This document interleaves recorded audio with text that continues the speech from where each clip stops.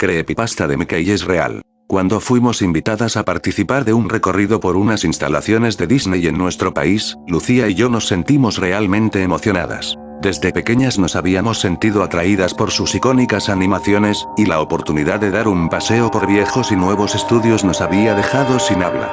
Sin embargo, lo aceptamos sin dudar, y nos dirigíamos hacia allá en tren cuando pudimos ver una porción del sitio. Ciertamente no se trataba del lugar donde todos trabajaban, porque la fachada revelaba que estaba abandonado. Muchas paredes estaban a punto de caerse, el techo tenía agujeros por doquier, y las ventanas tenían tanta suciedad que era imposible ver a través de ellas, sin embargo, también estaban tapadas. La curiosidad pudo con las dos, y cuando pasábamos cerca de ese lugar, que podría bien tratarse de un basurero, nos separamos del grupo y buscamos formas de ingresar al edificio. Una de las posibles entradas era la única ventana que no estaba bloqueada, por lo que levantamos a duras penas el cristal y nos escabullimos debajo de él. Sin duda, no era un estudio porque no tenía nada de estudio, y quizás era el lugar donde se fabricaban los muñecos de exhibición y cosas así. Estuvimos rondando un rato antes de darnos cuenta de que allí no había nada de interesante. Rezamos para que nadie se hubiera percatado de nuestra ausencia, mientras intentábamos colarnos nuevamente por el ventanal. Lucía aplastó un par de cajas, que hicieron mucho ruido al caer, y se mostraron una serie de CDs polvorientos dentro de ellas. Muy a regañadientes logramos sacar los discos, y varios insectos recorrieron nuestras manos en el intento, pero el resultado fue exitoso. Los guardamos en nuestras mochilas y nos unimos a la fila de los invitados, que estaba pasando por los auténticos estudios. Duró menos de lo que esperaba, pero mi amiga y yo volvimos a casa muy agotadas. Mientras estábamos pensando en el contenido de los CDs, Lucía dijo: «Cassandra, ¿te apetece que los probemos?». En aquellos momentos podría haber imaginado cualquier resultado menos el que sucedería posteriormente. Sin embargo, contesté asintiendo con la cabeza y fui yo misma quien introdujo uno a uno los CDs en el reproductor del PC de Lucía. La gran mayoría estaban demasiado dañados como para poder ver algo en ellos, pero casualmente nos encontramos con uno que decía simplemente Mickey. Lo que restaba de título había sido tachado con un marcador negro, haciendo imposible su lectura. El disco se ejecutó. Dentro contenía un archivo de vídeo, simplemente titulado MP4. Lo iniciamos y al instante se mostró en pestaña una extraña presentación, con una anormal baja calidad, ya que para ser CD, no debía haber sido fabricada hacía mucho, con las caras de Mickey y Minnie, acompañados de la música de un arpa. Finalmente, parecía que no iba a ser otro capítulo más de alguna serie de Disney, sino una grabación barata de algún fanático de los personajes. Si la introducción era de muy baja calidad, el vídeo era asqueroso.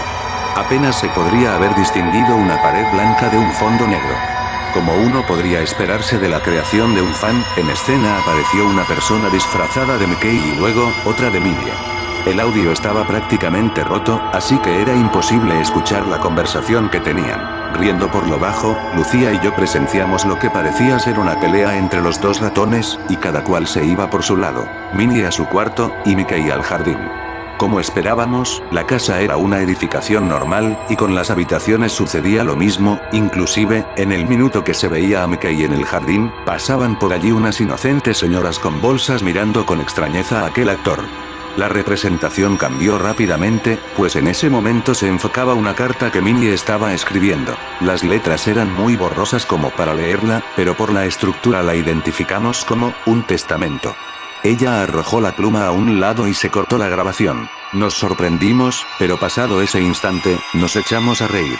En parte, de mi suposición sobre el testamento de la última escena y por otra, de la pésima calidad con la que ese vídeo contaba. Intentamos quitar el CD de la computadora, pero se apagó sin previo aviso y nos fue imposible volver a encenderla. Como no teníamos nada que hacer, decidimos ver la televisión. Así estuvimos varias horas, hasta que opté por regresar a mi hogar y comer algo después de tanto tiempo. Fui despertada a las 4 de la mañana por el sonido de mi teléfono, y cuando lo cogí, solo pude escuchar la voz de Lucía rogándome. Pude volver a encender la PC. «Ven ahora, por favor».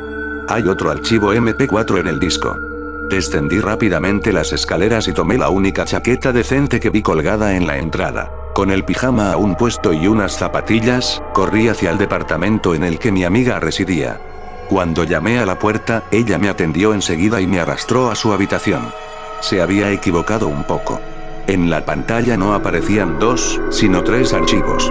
El primero, solo titulado MP4 que ya habíamos visto, el segundo, llamado fin.mp4 y el tercero, que era un archivo exe, con las palabras Mickey es real encima suya. Cliqueamos el archivo de vídeo nuevo y comenzaba de esta forma. Mickey se encontraba buscando a Minnie por un lago, por lo que pude adivinar, cercano a la vivienda de la primera grabación. Pero no encontraba a su amada, y parecía que se lamentaba por la pelea que había tenido.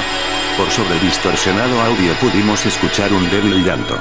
Entonces llegó el pato Donald y conversaron por unos pocos minutos. Lentamente, las voces comenzaron a aclararse y los constantes ruidos se callaron. Los diálogos del pato seguían siendo vagamente reconocibles, pero estoy segura que se refería a que se sentía extraño, como si el mundo donde ambos vivían quizá fuera algo irreal. La melodía de un triste arpa, que se había quedado rezagada en el primer vídeo, volvía con más intensidad en el instante que ambos personajes encontraban lo que buscaban. A Minnie, flotando sobre el agua, con varios instrumentos, cuchillos, sogas, desperdigados sobre la orilla. El ratón logró acercarse un poco antes de asestarle un golpe al cadáver, y que se cortara la escena por un error de la cámara. Antes de que esta finalizara, pudimos ver a una familia inocente que pasaba por allí, horrorizada. El siguiente cortometraje mostraba a Mickey sentado en una silla de cuero negro, cruzado de piernas. La escena no encajaba con la sonriente cara del disfraz, que se notaba mucho más arruinado que antes. Un líquido extraño había sido puesto sobre los ojos a modo de lágrimas. Una única luz proveniente del techo alumbraba esa parte de la habitación, que era el suelo blanco.